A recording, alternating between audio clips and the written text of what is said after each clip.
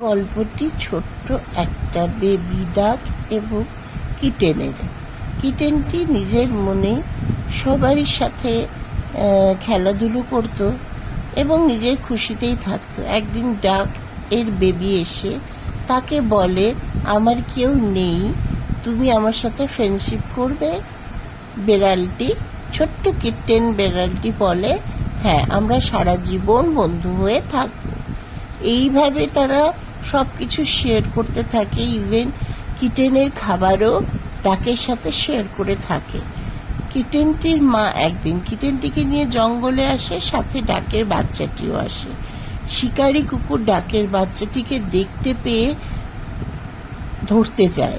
কিটেনটি তাকে সুন্দর সুরক্ষিত জায়গায় রেখে কুকুরটিকে তাড়িয়ে দেয় এবং ডাকের বাচ্চার কাছে এসে বলে যে আমরা দুজন সব সময় এইভাবে একে অপরের সাহায্য করে বন্ধুত্ব রাখবো।